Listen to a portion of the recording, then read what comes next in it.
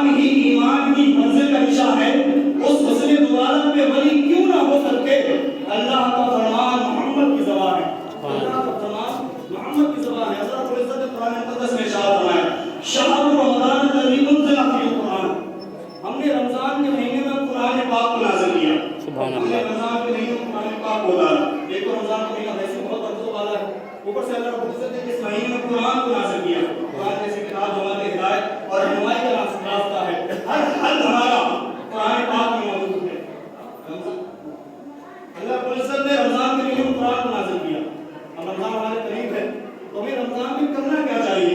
ہمیں تیاریاں کون سی کرنا چاہیے؟ رمضان کا استقبال، ہر آنے والے مہمان کا ہم استقبال کرتے ہیں۔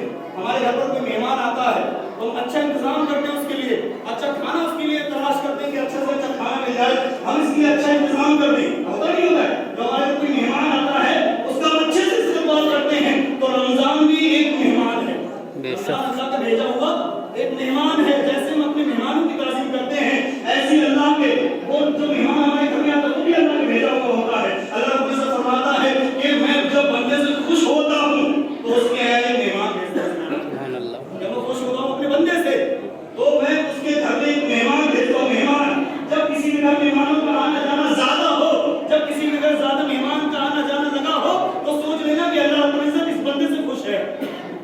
اللہ رب العزت فرماتا ہے جب میں اپنے بندے سے خوش ہوتا ہوں تو اس کے گھر مہمان بھیجتا ہوں۔ اور فرمایا کہ اللہ اور جب زیادہ خوش ہوتا تو اللہ رب العزت فرمایا کہ میں اس کے گھر بیٹی پیدا کرتا ہوں، میں اس کے گھر بیٹی بھیج دیتا ہوں جب مجھ سے اور زیادہ خوش ہو۔ میرے حال اس بات میں جانا نہیں چاہتا۔ اللہ رب العزت نے ہمیں یہ رمضان کا مہینہ بھیجا ہماری طرف، یہ رمضان کا مہینہ جو ہمارے لیے مہمان بن کر آیا ہے، ہمیں اس کا استقبال کیسے کرنا ہے، ہمیں سے اپنے قریب کیسے لانا ہے، ہمیں سے اس کی جانب جانا کیسے ہے، اس کی جانب ہم کو ایسے ہی جانا ہے کہ رمضان کا مہینہ آیا ہے، ہم اس کے بعد رمضان کو مہمان آتے ہیں، کھانا چاہتے ہیں، مہمانوں کے لیے کھانے کی ضرورت ہوتی ہے، مہمانوں کو اچھا پانی کی ضرورت ہوتی ہے، مہمانوں کے لیے اچھا بستر کی ضرورت ہوتی ہے، مہمانوں کے لیے اور انتظام کرتے ہیں۔ لیکن رمضان آ رہا ہے، رمضان کی ضرورت کیا ہے؟ رمضان کو کیا چاہیے؟ اور مہمان جو آتے ہیں ان کو کھانا پانی سب کچھ چاہیے، اچھا انتظام، اچھے آرام کی جگہ چاہیے، لیکن رمضان بھی مہمان ہے۔ تو رمضان کو کیا چاہیے؟ رمضان کو چاہیے تمہاری عبادت۔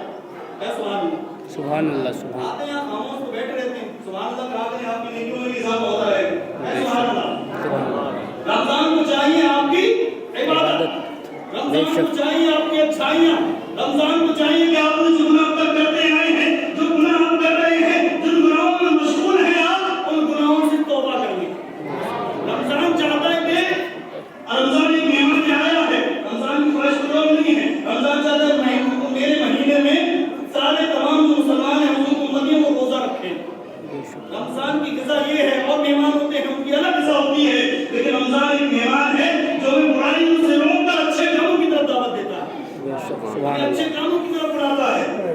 حضور فرماتے ہیں کہ رمضان کا پہلا عشرہ جو پہلے 10 دن ہوا کرتے ہیں اس میں اللہ کی رحمتیں برستی ہیں۔ سبحان اللہ۔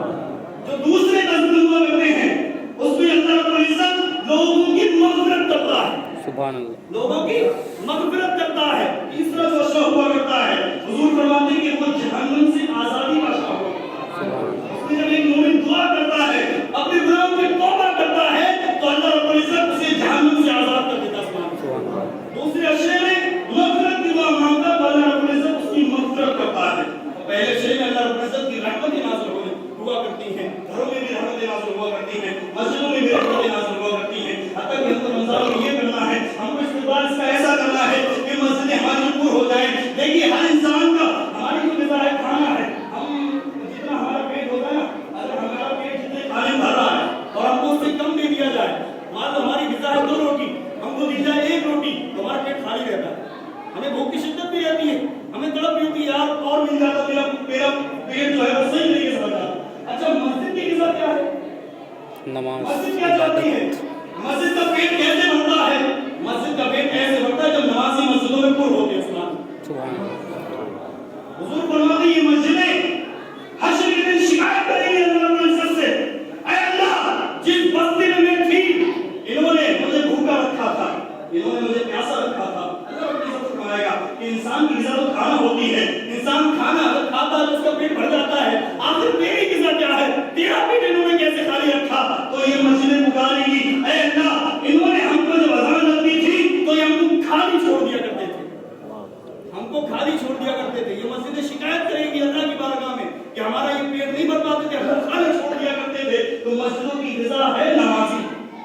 कौन है? नमाजी।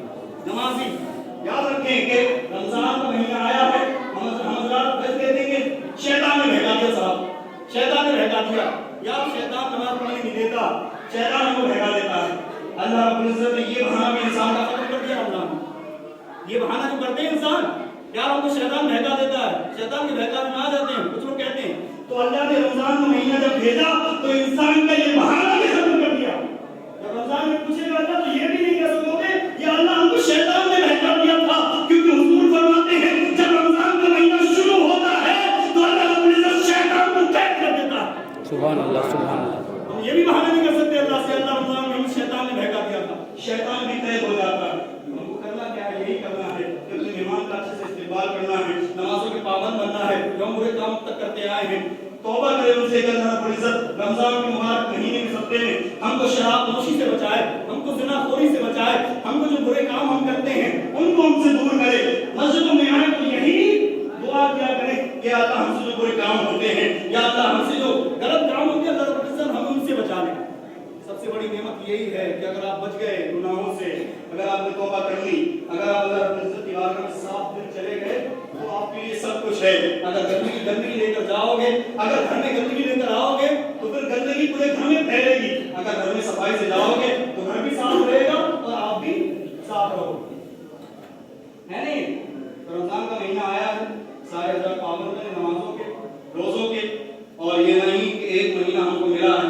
और ये रमजान के पिछले जुमे मैंने तकरीर की थी, याद आ गया मैंने तकरीर की थी इस्लाम की बुनियाद 5 चीजों पर बताया ना, किसको याद रहा? किसी को नहीं रहा होगा यार, कहाँ याद रखेंगे भाई साहब, मौलाना साहब आते हैं उनका तो काम है तकरीर करना जुमे के दिन, उनकी तो भाई ड्यूटी है, आते हुए ड्यूटी करते चले जाते हैं।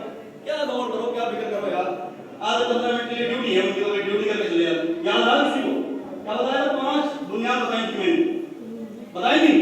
क्या क्या बताया था? पहला कलमा शहादत अशहदु अल्ला इलाहा इल्लल्लाह व अशहदु अन्ना मुहम्मदन अब्दुहु व रसूलुहु। दूसरा व इकामत सलात, नमाज का कायम करना, इसके ऊपर तकरीर की थी मैंने। और तीसरा जो बुनियाद है व इकामत सलात, ज़कात देना। चौथा रमजान के महीने के रोजे रखना। ये भी एक क्या है? इस्लाम की बुनियाद है, रमजान के महीने के रोजे रखना। और ये मैं ऊपर का इसलिए मैं बोलता हूँ, ये ना समझे औरतें जो सुनती हैं या लड़कियों के कानों में आवाज जाती है वो ये ना समझे कि यहाँ जो मर्द आते हैं उनके लिए भी हुक्म है। रमजान के महीने के रोजे रखने का औरतों के लिए भी हुक्म है और मर्दों के लिए भी हुक्म है। औरतों के लिए भी फर्ज है और मर्दों के लिए भी फर्ज है। ऐसी नमाज औरतों के लिए भी फर्ज है और मर्दों के लिए भी फर्ज है। फर्ज हमको 11 महीने मिलते हैं, खूब खाते हैं, बिरयानी मिल जाए, हर चीज हम खा के छोड़ते नहीं है, लेकिन अल्लाह रब्बुल इज्जत हमसे 1 महीना मांगता है।